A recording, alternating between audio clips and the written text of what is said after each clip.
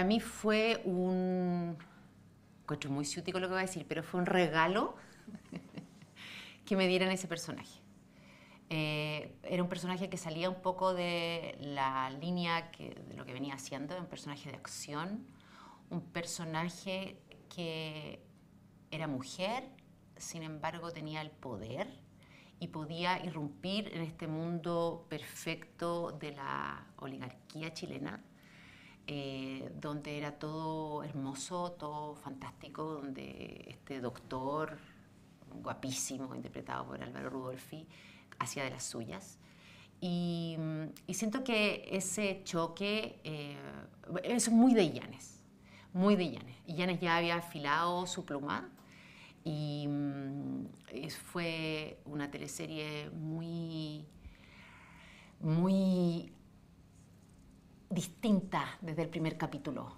El nivel de los guiones, el nivel de los diálogos, con mucho subterráneo, y donde este personaje, evidentemente, de la PDI no encajaba dentro de los cánones de el amorío que se tenía que producir, que era este gran oftalmólogo riquísimo, y esta mujer de la PDI, que era una mujer que venía desde otro estrato social, y muy power y con muchas ganas de conocer la verdad y de irrumpir, y le daba lo mismo. Se encontraba con todas estas otras mujeres que se supone que eran las antagonistas, y que además iban muriendo. Fue un shock y con una pequeñísima depresión cuando me enteré de que me iban a matar. La Nona Fernández, que trabajaba con el Pablo en esa época, cuando iban escribiendo y cuando escribían una muerte, cuando se juntaban a comer, como para cosas de artistas, y me iban avisando, oye, viene. Y entonces yo ya sabía que venía otra muerte, entretenida, porque era sitio de suceso y todo. Y una vez los vi entrar al estudio con una cara que no era la misma, un poquito desencajada. Y el Pablo me dice... Yo le dije, ¿comieron? Sí. Se viene en sorpresa. Ya. Okay. Morirá un hombre, dije yo para mis adentros. Y luego recibí el capítulo y fue duro. Duro. Y la nona me decía, perdón.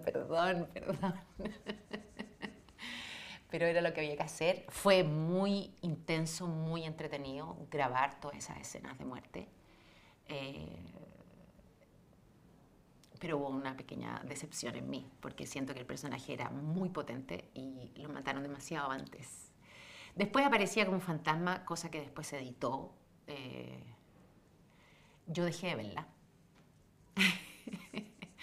Dejé de verla, y así que no sé qué salió de esas escenas, pero me costó mucho aceptarlo, porque sentía que había una cosa muy redondita.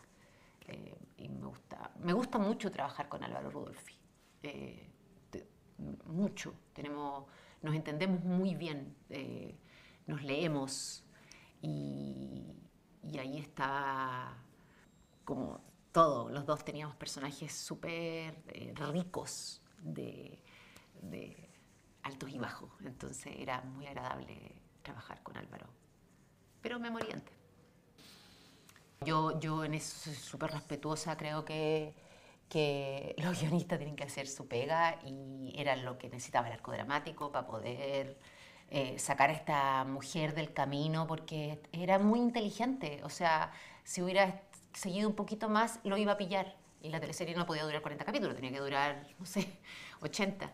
De hecho, cada vez se fue haciendo más perverso, y de ahí surgió la idea de que Claro, a mí me enterró con un vestido y resulta que ese vestido finalmente era de la mamá y todo el cuento. Entonces, era interesante como el punto de quiebre de la teleserie. Bueno, evidentemente que en Pablo y en La Nona existía la imagen de la tortura eh, cuando escribieron la escena de la tortura para Alguien te mira. Entonces se buscó una locación bastante tétrica, que era en la estación de trenes en San Eugenio, unas casas que estaban medias derruidas, pleno invierno, la maestranza fue muy fuerte. Era una grabación nocturna, por lo tanto se tuvo que grabar, no sé, toda la noche. Hacía mucho, mucho frío. Y había una especie de tortura personal, porque la verdad es que yo tenía que estar amarrada a la cama. Tenía que estar amarrada a la cama con los brazos arriba, por lo tanto la circulación dejaba como que empezaba como a darte como calambre. Tenía mucho frío, hubo un momento en que me taparon las piernas con un chal y los camarógrafos estaban muy cerca de la cama, de mis pies, a baja altura para poder agarrar como toda la postura. Y en algún momento uno de los camarógrafos dice, estoy sintiendo olor a quemado, estoy sintiendo olor a quemado. Y se estaba, porque justo a mis pies había una estufa de estas a gas antigua, como. Y claro, la frazada se estaba quemando y yo tenía tanto frío en los pies que no sentí que la frazada se estaba quemando. Y así fue durante muchas horas. Estuve como 7 horas amarrada en la cama, porque había que hacer mucho cambio de. Esta tortura era muy larga y finalmente él me terminaba matando y había que hacer la enterrada del cuchillo, la abertura de la carne y la sacada del corazón.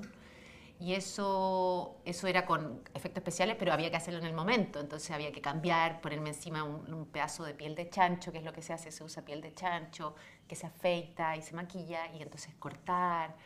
Había una escena de un escupo, como yo estaba abajo, así con la cabeza así. Era difícil que el escupo saliera y le llegara a Álvaro en la cara.